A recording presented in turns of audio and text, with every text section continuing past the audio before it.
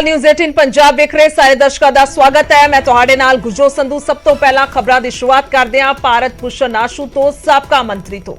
थोड़ी देर दे विच दसदे कि भारत भूषण आशू दी पेशी होएगी। लुधियाना अदालत दे विच उन्हां पेश कीता जाएगा। विजिलेंस दे वल्लों बीते दिन विजिलेंस दे वल्लों गिरफ्तार किया गया सी और किन्हां हालात विच गिरफ्तार किया गया सारियां तस्वीरां लगातार न्यूज़ 18 पंजाब तुहाडे तक पहुंचा रहा है कि कुछ हंगामा जबरदस्त बीते दिन वेखण नूं मिलिया। तां अज पेशी है, कोर्ट दे विच पेश किया जाना। थोड़ी देर दे विच पेशी होएगी।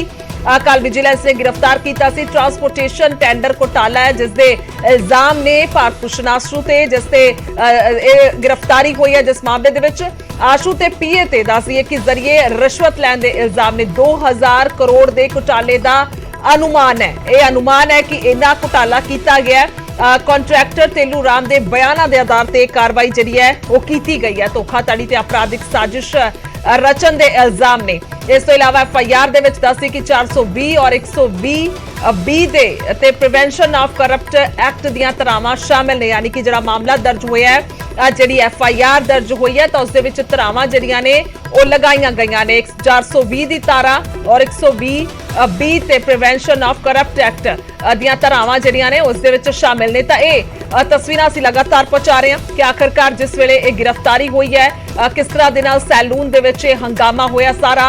रवनीत बिट्टू दे वल्लों किस तरह दे नाल स्टैंड लिया गया और कागजात मंगे गए। तां दूजी तस्वीर है उस तो थोड़ी देर बाद ही जो गिरफ्तारी हो गई सी विजिलेंस जो लैके आई है भारत भूषण आशू नूं दफ्तर दे विच, पर वर्करां ने पहला ही गेट ते हंगामा कर दिता, प्रदर्शन धरना लगा दिता। तो उस तो बाद पिछले गेट तो एंट्री हुई है जिहड़े अधिकारी सीगे अफसर सीगे विजिलेंस दे, तां उन्हां दी। तां इह सारा मामला बीते दिन सामने आया और फिलहाल गिरफ्तारी हो चुकी है। तां थोड़ी देर दे विच दस दईए कि पेशी होनी है और सीधा चलदे हां लुधियाना। मेरे सहयोगी नपिंदर बराड़ ने लाइव जुड़े ने अपडेट के लिए और आज दी ये ताज़ा तस्वीर दिखाने के लिए। नपिंदर, हाल ही दी अपडेट की कुछ जानकारी भारत भूषण आशू की गिरफ्तारी तो बाद। देखो बिल्कुल भारत भूषण आशू की गिरफ्तारी तो बाद क्योंकि जिस तरह की कानूनी प्रक्रिया उसनूं पूरा किया जाना, सब तो पहला उन्होंने मैडिकल तो बाद जोड़ा है कोर्ट के पेश किया जाना ताकि भारत भूषण आशू का रिमांड लिया जा सके। क्योंकि जी पुछगिछ करनी है कानूनी तौर पर उन्होंने जो गिरफ्तारी पाई जा चुकी है, गिरफ्तारी तो बाद कोर्ट के पेश करना लाजमी है तो कोर्ट के पेश करने तो पहला मैडिकल होना लाजमी है। मैडिकल करवा के उन्होंने कोर्ट के पेश किया जाना, उत्थे जाके विजिलेंस है जी पूरी जानकारी देगी और जाके रिमांड की मांग करेगी कि किस तरह किहड़ा परचा दर्ज होया ते किहड़ियां धरावां दे विच किहड़ी पुछगिछ है जिहड़ी वो भारत भूषण आशू होरां तो करनी बनदी है ताकि इस केस नूं जिहड़ा हैगा जांच नूं अगे वधाया जा सके। क्योंकि बेशक ये परचा दर्ज होए नूं काफ़ी दिन हो गए सी, पर भारत भूषण आशू के नाम नूं लैके लगातार चर्चा सी।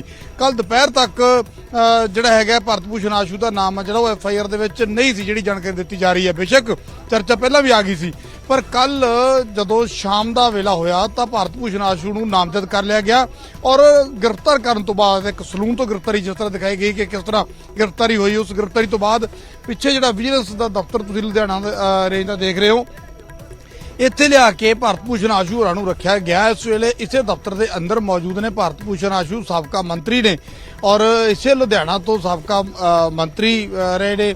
इसे लुधियाना दे विच उन्हां दी सियासत है जिहड़ी वो चमकदी रही और अज लुधियाना दे विजिलेंस ब्यूरो दे इस दफ्तर के अंदर भारत भूषण आशू रखे गए ने गिरफ्तारी तो बाद। हालांकि कल शाम तो ही जिहड़ा हैगा देर रात तक इत्थे खूब हंगामा हुंदा रहा क्योंकि उन्हां जिहड़े समर्थक ने वो वड्डी गिनती दे विच इत्थे इकट्ठे हो गए सी। बाद दे विच राजा वड़िंग पहुंचदे ने पंजाब कांग्रेस के प्रधान और वो आके किते ना किते धरनाकारियों नूं इत्थों हटा भी दिंदे ने क्योंकि उन्होंने साफ तौर पर कहा सी कि जेकर इत्थे किसी किस्म का प्रोटेस्ट है जिहड़ा वो जारी रहेगा, इत्थे अगर इस तरह की चीज़ चलती रहेगी तो उसका मैसेज ये जाएगा जिस तरह विरोधी धिर पहले ही कह रही है। विरोधी धिर ने जिस तरह पहले ही साफ तौर पर कहा कि विरोधी धिर मतलब सत्ता धिर ने साफ तौर पर कहा सी कि कांग्रेस जिहड़ी वो जांच नूं प्रभावित करना चाहुंदी है, इस करके इस तरह के प्रोटेस्ट। क्योंकि कल भी जदों विजिलेंस दफ्तर का घिराव करने लई मोहाली पहुंची सी वड्डी गिनती दे विच कांग्रेस की जिहड़ी लीडरशिप है ਸਾਰੇ ਦੇ ਸਾਰੇ ਮੌਜੂਦਾ ਵਿਧਾਇਕ ਸਾਬਕਾ ਮੰਤਰੀ ਜਿਹੜੇ ਨੇ ਉਹ ਸਾਰੇ ਪਹੁੰਚੇ ਸੀ। ਤਾਂ ਉਸ ਵੇਲੇ ਵੀ ਕਿਹਾ ਜਾ ਰਿਹਾ ਸੀ ਕਿ ਦਬਾਅ ਬਣਾਉਣ ਦੀ ਕੋਸ਼ਿਸ਼ ਕੀਤੀ ਜਾ ਰਹੀ ਹੈ। ਇਸ ਕਰਕੇ ਰਾਜਾ ਵੜਿੰਗ ਕਿਤੇ ਨਾ ਕਿਤੇ ਕਹਿ ਦਈਏ ਕਿ ਰਾਜਾ ਵੜਿੰਗ ਨੇ ਉਹੀ ਇੱਥੇ ਆ ਕੇ ਗੱਲ ਕੀਤੀ ਕਿ ਇਸ ਦਾ ਮੈਸੇਜ ਇਹੀ ਜਾਏਗਾ ਕਿ ਦਬਾਅ ਬਣਾਉਣ ਦੀ ਕੋਸ਼ਿਸ਼ ਕੀਤੀ ਜਾ ਰਹੀ ਹੈ, ਸਾਨੂੰ ਜਾਂਚ ਦੇ ਵਿੱਚ ਸਹਿਯੋਗ ਦੇਣਾ ਚਾਹੀਦਾ ਕਿਉਂਕਿ ਪਰਚਾ ਦਰਜ ਹੋ ਗਿਆ, ਗ੍ਰਿਫਤਾਰੀ ਹੋਗੀ। ਹੁਣ ਚਾਹੇ ਬਾਹਰ ਜਿੰਨਾ ਮਰਜ਼ੀ ਪ੍ਰਦਰਸ਼ਨ ਕਰ ਲੈਂਦੇ ਉਹਦਾ ਕੋਈ ਇਸ ਕੇਸ ਤੇ ਅਸਰ ਪੈਣ ਵਾਲਾ ਨਹੀਂ ਸੀ ਕਿਉਂਕਿ ਮਾਮਲਾ ਕਾਨੂੰਨੀ ਹੋ ਚੁੱਕਿਆ। ਹੁਣ ਇੱਥੋਂ ਤੁਹਾਨੂੰ ਕੋਰਟ ਭੇਜਿਆ ਜਾਏਗਾ, ਕੋਰਟ ਦੇ ਵਿੱਚ ਪੇਸ਼ ਕੀਤਾ ਜਾਣਾ, ਤੁਹਾਡਾ ਉੱਥੇ ਰਿਮਾਂਡ ਹਾਸਲ ਕਰਨ ਦੀ ਕੋਸ਼ਿਸ਼ ਕਰੇਗੀ ਵਿਜੀਲੈਂਸ। ਕਿੰਨਾ ਰਿਮਾਂਡ ਮਿਲਦਾ, ਕਿੰਨੇ ਦਿਨ ਪੁੱਛਗਿੱਛ ਕੀਤੀ ਜਾਂਦੀ ਹੈ, ਉਸ ਤੋਂ ਬਾਅਦ ਕਿੰਨੇ ਦਿਨ ਰਿਮਾਂਡ ਪੂਰਾ ਹੋਣ ਤੋਂ ਬਾਅਦ ਪੁੱਛਗਿੱਛ ਪੂਰੀ ਹੋਣ ਤੋਂ ਬਾਅਦ ਅੱਗੇ ਕੀ ਕੁਝ ਨਿਕਲ ਕੇ ਆਉਂਦਾ, ਕਿਸ ਤਰ੍ਹਾਂ ਤੱਥ ਨਿਕਲ ਕੇ ਆਉਂਦੇ ਨੇ ਔਰ ਉਸ ਤੋਂ ਬਾਅਦ ਜੇਲ੍ਹ ਦਾ ਰਸਤਾ ਜਿਹੜਾ ਹੈਗਾ ਉਹ ਸਪਸ਼ਟ ਹੈ ਕਿ ਭਾਰਤ ਭੂਸ਼ਣ ਆਸ਼ੂ ਹੋਰਾਂ ਨੂੰ ਹੁਣ ਅਦਾਲਤ ਤੋਂ ਜਿਹੜੀ ਹੈਗੀ ਜ਼ਮਾਨਤ ਲੈਣੀ ਪਏਗੀ। ਇੱਥੇ ਬਾਹਰ ਜਿੰਨੇ ਮਰਜ਼ੀ ਪ੍ਰਦਰਸ਼ਨ ਹੋਣ, ਜਿੰਨਾ ਮਰਜ਼ੀ ਵਿਰੋਧ ਕੀਤਾ ਜਾਵੇ, ਪਰ ਕਿਉਂਕਿ ਕਾਨੂੰਨੀ ਪ੍ਰਕਿਰਿਆ ਜਿਹੜੀ ਆ ਉਹ ਸ਼ੁਰੂ ਹੋ ਚੁੱਕੀ ਆ, ਕਾਨੂੰਨੀ ਤੌਰ ਤੇ ਭਾਰਤ ਭੂਸ਼ਣ ਆਸ਼ੂ ਨੂੰ ਗ੍ਰਿਫਤਾਰ ਕੀਤਾ ਜਾ ਚੁੱਕਿਆ। ਤਾਂ ਇਸ ਕਰਕੇ ਹੁਣ ਸਿਵਾਏ ਅਦਾਲਤ ਤੋਂ ਕੋਈ ਰਾਹਤ ਮਿਲਣ ਤੋਂ ਇਸ ਵੇਲੇ ਭਾਰਤ ਭੂਸ਼ਣ ਆਸ਼ੂ ਹੋਰਾਂ ਦੇ ਕੋਲੇ ਹੋਰ ਕੋਈ ਰਸਤਾ ਨਹੀਂ ਬਚਦਾ। ਜੀ ਬਿਲਕੁਲ ਨਪਿੰਦਰ, ਸਾਰੀ ਕਾਨੂੰਨੀ ਪ੍ਰਕਿਰਿਆ ਦੇ ਮੁਤਾਬਿਕ ਇਹ ਕਾਰਵਾਈ ਜਿਹੜੀ ਅੱਗੇ ਹੋਣੀ ਹੈ, ਪਰ ਇਹ ਜ਼ਰੂਰ ਜਾਣਕਾਰੀ ਤੁਹਾਡੇ ਤੋਂ ਚਾਹੁੰਦੇ ਆ ਕਿ ਅੱਜ ਦਾ ਕਾਂਗਰਸ ਦਾ ਕੀ ਪ੍ਰੋਗਰਾਮ ਰਹੇਗਾ। ਇਸ ਤੇ ਜ਼ਰੂਰ ਨਜ਼ਰਾਂ ਟਿਕੀਆਂ ਨੇ। ਹਾਲਾਂਕਿ ਕੱਲ ਉਹਨਾਂ ਨੇ ਕਹਿ ਦਿੱਤਾ ਸੀ ਕਿ ਅਸੀਂ ਕੱਲ ਨੂੰ ਦੱਸਾਂਗੇ ਔਰ ਇਹ ਵੀ ਕਿਹਾ ਸੀ ਕਿ ਸੂਬੇ ਦੇ ਵਿੱਚ ਪ੍ਰਦਰਸ਼ਨ ਹੋਣਗੇ, ਯਾਨੀ ਕਿ ਇਹ ਸਭ ਦੀਆਂ ਨਜ਼ਰਾਂ ਜ਼ਰੂਰ ਟਿਕੀਆਂ ਨੇ ਕਿ ਅੱਜ ਕਿਸ ਤਰ੍ਹਾਂ ਦੇ ਨਾਲ ਇੱਕ ਵੱਖਰੇ ਤੌਰ ਤੇ ਕਹਿ ਸਕਦੇ ਹਾਂ ਸੁਨੇਹਾ ਦੇਣ ਦੀ ਜਾਂ ਫਿਰ ਆਪਣੀ ਖਿਲਾਫਤ ਪੇਸ਼ ਕਰਨ ਦੀ ਕੋਸ਼ਿਸ਼ ਕਾਂਗਰਸ ਦੇ ਵੱਲੋਂ ਕੀਤੀ ਜਾਏਗੀ। ਨਪਿੰਦਰ,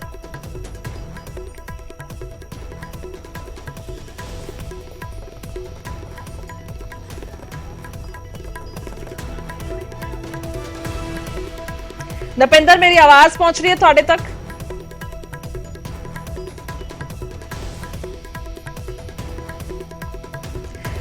ਠੀਕ ਹੈ, ਉਹਨਾਂ ਦੇ ਨਾਲ ਜ਼ਰੂਰ ਸੰਪਰਕ ਕਰਕੇ। ਇਹ ਸਵਾਲ ਅਹਿਮ ਹੈ ਕਿ ਆਖਰਕਾਰ ਕਾਂਗਰਸ ਅੱਜ ਕਿਸ ਤਰ੍ਹਾਂ ਦੇ ਨਾਲ ਅੱਜ ਪ੍ਰਦਰਸ਼ਨ ਕਰੇਗੀ, ਕਿ ਸੜਕਾਂ ਤੇ ਉਤਰਿਆ ਜਾਏਗਾ, ਪੁਤਲੇ ਫੂਕੇ ਜਾਣਗੇ, ਨਾਅਰੇਬਾਜ਼ੀ ਹੋਏਗੀ ਜਾਂ ਫਿਰ ਹੋਰ ਕਿਸੇ ਵੱਖਰੇ ਤਰੀਕੇ ਦੇ ਨਾਲ ਉਹਨਾਂ ਦੇ ਵੱਲੋਂ ਅੱਜ ਇਹ ਖਿਲਾਫਤ ਕੀਤੀ ਜਾਏਗੀ। ਕਿਉਂਕਿ ਕੱਲ ਜਿਹੜੀ ਜਾਣਕਾਰੀ ਸਾਡੇ ਕੋਲ ਆ ਰਹੀ ਹੈ ਹੁਣ ਭਾਰਤ ਭੂਸ਼ਣ ਆਸ਼ੂ ਨੂੰ ਕਿਉਂਕਿ ਕੋਰਟ ਦੇ ਵਿੱਚ ਪੇਸ਼ ਕੀਤਾ ਜਾਣਾ, ਤਾਂ ਦੱਸਿਆ ਜਾ ਰਿਹਾ ਹੈ ਕਿ ਜਲਦੀ ਜਿਹੜਾ ਹੈਗਾ ਭਾਰਤ ਭੂਸ਼ਣ ਆਸ਼ੂ ਹੋਰਾਂ ਨੂੰ ਜਿਹੜਾ ਕੋਰਟ ਦੇ ਵਿੱਚ ਪੇਸ਼ ਕੀਤਾ ਜਾਏਗਾ ਕਿਉਂਕਿ ਟਾਈਮਲੀ ਚਾਹੁੰਦੀ ਹੈ ਵਿਜੀਲੈਂਸ ਕਿ ਉਹਨਾਂ ਨੂੰ ਪੇਸ਼ ਕਰ ਦਿੱਤਾ ਜਾਵੇ ਤਾਂ ਕਿ ਇਹ ਨਾ ਹੋਵੇ ਕਿ ਬਾਹਰ ਵੱਡੀ ਗਿਣਤੀ ਦੇ ਵਿੱਚ ਕਿਤੇ ਸਮਰਥਕ ਜਿਹੜੇ ਉਹ ਇਕੱਠੇ ਹੋ ਜਾਣ ਕਿਉਂਕਿ ਜਿਸ ਤਰ੍ਹਾਂ ਕੱਲ ਦੇਖਣ ਨੂੰ ਮਿਲਿਆ ਤਾਂ ਫਿਰ ਕਿਸੇ ਵੀ ਦਿੱਕਤ ਹੋ ਸਕਦੀ ਹੈ। ਤਾਂ ਵਿਜੀਲੈਂਸ ਦੀ ਕੋਸ਼ਿਸ਼ ਇਹੀ ਰਹੇਗੀ ਕਿ ਟਾਈਮਲੀ ਭਾਰਤ ਭੂਸ਼ਣ ਆਸ਼ੂ ਹੋਰਾਂ ਦਾ ਮੈਡੀਕਲ ਕਰਾਉਣ ਤੋਂ ਬਾਅਦ ਉਹਨਾਂ ਨੂੰ ਕੋਰਟ ਦੇ ਵਿੱਚ ਪੇਸ਼ ਕਰ ਦਿੱਤਾ ਜਾਵੇ ਔਰ ਅੱਗੇ ਦੀ ਜਿਹੜੀ ਪ੍ਰਕਿਰਿਆ ਉਸ ਨੂੰ ਪੂਰਾ ਕੀਤਾ ਜਾਵੇ।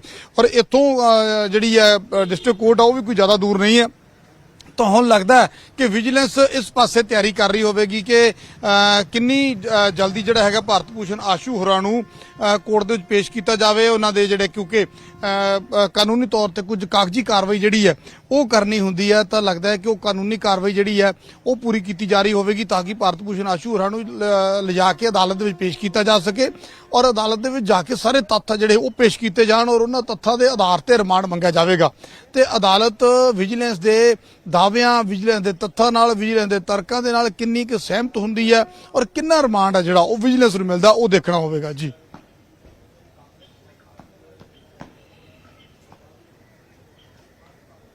ਵਿਜੀਲੈਂਸ ਦਫ਼ਤਰ ਦੇ ਮੋਹਰੇ ਮੌਜੂਦ ਸੀਗੇ ਨਪਿੰਦਰ ਬਰਾੜ, ਜਿਨ੍ਹਾਂ ਦੇ ਵੱਲੋਂ ਸਾਰੀ ਜਾਣਕਾਰੀ ਜਿਹੜੀ ਹੈ ਦਿੱਤੀ ਗਈ ਹੈ ਕਿ ਆਖਰਕਾਰ ਕਿਸ ਤਰ੍ਹਾਂ ਦੇ ਨਾਲ ਕੀ ਕੁਝ ਜਿਹੜੀ ਟਾਈਮਿੰਗ ਦੱਸੀ ਜਾ ਰਹੀ ਹੈ। ਥੋੜੀ ਦੇਰ ਦੇ ਵਿੱਚ ਕਿਹਾ ਜਾ ਰਿਹਾ ਅਦਾਲਤ 'ਚ ਪੇਸ਼ ਕੀਤਾ ਜਾਣਾ ਹੈ, ਉਸ ਤੋਂ ਪਹਿਲਾਂ ਮੈਡੀਕਲ ਹੋਏਗਾ ਸੁਭਾਵਿਕ ਤੌਰ ਤੇ ਪ੍ਰਕਿਰਿਆ ਦੇ ਮੁਤਾਬਿਕ, ਉਸ ਤੋਂ ਬਾਅਦ ਰਿਮਾਂਡ ਵੀ ਮੰਗਿਆ ਜਾ ਸਕਦਾ ਹੈ, ਰਿਮਾਂਡ ਮੰਗਿਆ ਜਾ ਸਕਦਾ ਹੈ ਔਰ ਉਸ ਤੋਂ ਵਿੱਚ ਉਸ ਦੀ ਪੁੱਛਗਿੱਛ ਜਿਹੜੀ ਹੋਏਗੀ ਜੋ ਇਲਜ਼ਾਮਾਤ ਲੱਗੇ ਨੇ। ਹਾਲਾਂਕਿ ਇਹ ਲਗਾਤਾਰ ਕਾਂਗਰਸ ਦਾ ਇਲਜ਼ਾਮ ਹੈ ਕਿ ਕੋਈ ਵੀ ਇਲਜ਼ਾਮ ਨਹੀਂ ਹੈਗੇ, ਕਿਸੇ ਤਰ੍ਹਾਂ ਦੇ ਕੋਈ ਸਬੂਤ ਨਹੀਂ ਹੈਗੇ ਭਾਰਤ ਭੂਸ਼ਣ ਆਸ਼ੂ ਦੇ ਖਿਲਾਫ ਔਰ ਅਜਿਹੀ ਦੇ ਵਿੱਚ ਜਿਹੜੀ ਗ੍ਰਿਫਤਾਰੀ ਹੈ ਤਾਂ ਇਸ ਕਰਕੇ ਗਲਤ ਉਹਨਾਂ ਦੇ ਵੱਲੋਂ ਕਰਾਰ ਦਿੱਤੀ ਜਾ ਰਹੀ ਹੈ। ਤਾਂ ਉਧਰ ਰਵਨੀਤ ਬਿੱਟੂ ਦੀਆਂ ਮੁਸ਼ਕਿਲਾਂ ਵੱਧ ਸਕਦੀਆਂ ਨੇ। ਵਿਜੀਲੈਂਸ ਨੇ ਬਿੱਟੂ ਦੇ ਖਿਲਾਫ ਸ਼ਿਕਾਇਤ ਦਰਜ ਕੀਤੀ ਹੈ, ਸ਼ਿਕਾਇਤ ਦਿੱਤੀ ਹੈ। ਵਿਜੀਲੈਂਸ ਨੇ ਪੁਲਿਸ ਨੂੰ ਸ਼ਿਕਾਇਤ ਦਿੱਤੀ ਹੈ, ਸਰਕਾਰੀ ਕੰਮ ਦੇ ਵਿੱਚ ਰੁਕਾਵਟ ਪਾਉਣ ਨੂੰ ਲੈ ਕੇ ਸ਼ਿਕਾਇਤ ਦਿੱਤੀ ਗਈ ਹੈ। ਬਿੱਟੂ ਨੇ ਆਸ਼ੂ ਦੀ ਗ੍ਰਿਫਤਾਰੀ ਦਾ ਵਿਰੋਧ ਕੀਤਾ ਸੀ ਔਰ ਕਾਫੀ ਦੇਰ ਤੱਕ ਵਿਜੀਲੈਂਸ ਦੀ ਟੀਮ ਦੇ ਨਾਲ ਬਹਿਸਬਾਜ਼ੀ ਵੀ ਕਰਦੇ ਹੋਏ ਨਜ਼ਰ ਆਏ ਸਨ ਔਰ ਕਿਸ ਤਰ੍ਹਾਂ ਦੇ ਨਾਲ ਉਹ ਗੱਲਬਾਤ ਕਰ ਰਹੇ ਸੀ। ਬਾਡੀ ਲੈਂਗੁਏਜ ਦਾ ਜ਼ਿਕਰ ਕੀਤਾ ਜਾਵੇ, ਉਹਨਾਂ ਦੇ ਸ਼ਬਦਾਂ ਦਾ ਜ਼ਿਕਰ ਕੀਤਾ ਜਾਵੇ, ਜਿਸ ਤਰ੍ਹਾਂ ਦੇ ਨਾਲ ਗੱਲਬਾਤ ਕੀਤੀ ਜਾ ਰਹੀ ਸੀ। ਸੋ ਸਭ ਨੇ ਵੇਖਿਆ ਉਹ ਵੀਡੀਓ ਜਿਹੜਾ 7 ਤੋਂ 8 ਮਿੰਟ ਦਾ ਸੀ ਵੀਡੀਓ ਕਹਿ ਸਕਦੇ ਹਾਂ ਸਾਹਮਣੇ ਆਇਆ, ਜੋ ਖੁਦ ਰਵਨੀਤ ਬਿੱਟੂ ਕਹਿ ਰਹੇ ਸੀ ਕਿ ਬਣਾਇਆ ਜਾਵੇ, ਮੌਕਾ ਦਿਖਾਇਆ ਜਾਵੇ, ਆਸ਼ੂ ਜੀ ਨੂੰ ਦਿਖਾਇਆ ਜਾਵੇ। ਉਸ ਤੋਂ ਬਾਅਦ ਇਹ ਵੀ ਉਹ ਕਹਿੰਦੇ ਹੋਏ ਨਜ਼ਰ ਆਏ ਸੀ ਕਿ ਮੇਰੀ ਗੱਡੀ ਦੇ ਵਿੱਚ ਹੀ ਜਾਵਾਂਗੇ, ਵਿਜੀਲੈਂਸ ਦੀ ਗੱਡੀ ਦੇ ਵਿੱਚ ਆਸ਼ੂ ਨਹੀਂ ਜਾਣਗੇ, ਜੇਕਰ ਜਾਣਗੇ। ਹਾਲਾਂਕਿ ਇਸ ਤੋਂ ਪਹਿਲਾਂ ਕਾਗਜ਼ਾਤ ਮੰਗੇ ਜਾ ਰਹੇ ਸੀ ਰਵਨੀਤ ਬਿੱਟੂ ਦੇ ਵੱਲੋਂ, ਆਈਡੀ ਕਾਰਡ ਤੱਕ ਮੰਗਿਆ ਗਿਆ ਵਿਜੀਲੈਂਸ ਦੇ ਅਧਿਕਾਰੀਆਂ ਤੋਂ, ਔਰ ਉਹਨਾਂ ਨੂੰ ਕਿਹਾ ਗਿਆ ਕਿ ਇਹ ਕੋਈ ਪ੍ਰਕਿਰਿਆ ਨਹੀਂ ਹੈ, ਤੁਸੀਂ ਕਿਸ ਬਲਬੂਤੇ ਤੇ ਗ੍ਰਿਫਤਾਰੀ ਕਰਨ ਆਏ ਹੋ ਜਾਂ ਚੱਕਣ ਆਏ ਹੋ ਆਸ਼ੂ ਜੀ ਨੂੰ। ਤਾਂ ਉਹਨਾਂ ਨੇ ਲਗਾਤਾਰ ਇਹ ਜਿਹੜਾ ਵਿਰੋਧ ਹੈ ਕਹਿ ਸਕਦੇ ਆ ਕੀਤਾ ਗਿਆ, ਔਰ ਗ੍ਰਿਫਤਾਰੀ ਦਾ ਵਿਰੋਧ ਕਰਦੇ ਹੋਏ ਰਵਨੀਤ ਬਿੱਟੂ ਨਜ਼ਰ ਆਏ ਸਨ, ਜਿਸ ਤੋਂ ਬਾਅਦ ਹੁਣ ਇਹ ਮੁਸ਼ਕਿਲਾਂ ਵੱਧ ਸਕਦੀਆਂ ਨੇ। ਸਰ ਆਉਂਦੇ ਪੇਪਰ ਆਉਂਦੇ ਆ, ਕੋਈ ਪੇਪਰ ਬਣਾ ਰਹੇ ਹੋ ਹੁਣ? ਬਣੇ ਹੋਏ ਆ। ਫਿਰ ਕਿੱਥੇ ਆ? ਗੱਡੀਆਂ 'ਚ ਹੈ ਨਹੀਂ?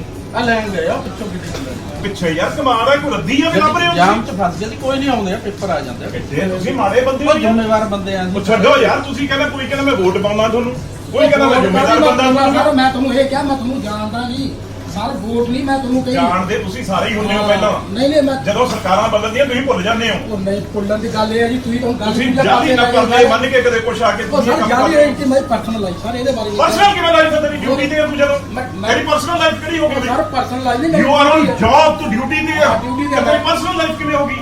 ਸਾਰੀ ਪਰਸਨਲ ਲਾਈਫ ਤੇਰੀ ਇਹ ਇਸ ਵੇਲੇ ਇੱਕ ਜਾਂ ਤੂੰ ਡਿਊਟੀ ਤੇ ਜਾਂ ਪਰਸਨਲ ਤੇ ਇਹਦਾ ਦੱਸ। ਮੇਰੀ ਗੱਲ ਸੁਣੋ, ਨਹੀਂ, ਮੈਂ ਨਹੀਂ। ਡਿਊਟੀ ਤੇ ਆਇਆ, ਇੱਕ ਮਿੰਟ ਮੇਰੀ ਗੱਲ ਸੁਣੋ, ਮੈਂ ਡਿਊਟੀ ਤੇ ਆ, ਮੈਂ ਤੁਹਾਨੂੰ ਕੰਮ ਕਰ, ਮੈਂ ਡਿਊਟੀ, ਮੈਂ ਤੁਹਾਨੂੰ ਜਾਣਦਾ ਸਰ, ਮੈਂ ਤਾਂ ਨਹੀਂ ਜਾਣਦਾ। ਮੇਰੇ ਡੀਐਸਪੀ ਖੜੇ ਨੇ, ਮੈਨੂੰ ਆਈ ਕਾਰਡ ਦਿਖਾ ਦਿਓ। ਸਰ ਸਾਹਿਬ ਕਹਿੰਦੇ ਬਿਲਕੁਲ ਨਹੀਂ ਆਉਣਾ, ਇੱਥੇ ਲਿਆਓ। ਬਿਲਕੁਲ ਨਹੀਂ ਜਾਣਾ ਐਸਐਸਪੀ ਸਾਹਿਬ ਕੋਲ। ਕਿਵੇਂ ਲੈ ਜਾਓਗੇ ਚੱਕ ਕੇ ਧੱਕੇ ਨਾਲ ਤੁਸੀਂ? ਉਹ ਸਰ ਅਸੀਂ ਚੱਕਣ ਥੋੜਾ ਆਏ ਆ। ਫਿਰ ਸਮਨ ਦਿਖਾਓ। ਇੰਸਪੈਕਟਰ ਨਾਲ ਗਏ ਆ ਵੀ ਸਰ ਆ ਜਾਓ। ਕਿਉਂ ਆਈਏ? ਕਿਉਂ ਆਈਏ? ਤੁਹਾਡੇ ਨੌਕਰ ਆ ਅਸੀਂ? ਨਾ ਤੁਸੀਂ ਵਾਰੰਟ ਦਿਖਾ ਦਿਓ, ਫਿਰ ਜੇ ਨਾਲ ਲਾਵਾਂ ਆਪਣੀ ਮਰਜ਼ੀ ਨਾਲ ਆਵਾਂਗੇ। ਇਹ ਤਾਂ ਤੁਹਾਡੀ ਗੱਡੀ 'ਚ ਬਹਿ ਕੇ ਚੱਲਾਂਗੇ ਜੇ ਵਾਰੰਟ ਹੈਗੇ ਆ ਤੇ ਤੁਹਾਡੀ ਗੱਡੀ 'ਚ ਬਹਿ ਜਾਣੇ। ਉਹ ਛੱਡੋ ਯਾਰ, ਕਾਗਜ਼ ਦਿਖਾਓ, ਐਫਆਈਆਰ ਦਿਖਾ ਦਿੰਦੇ ਹਾਂ ਤੁਸੀਂ।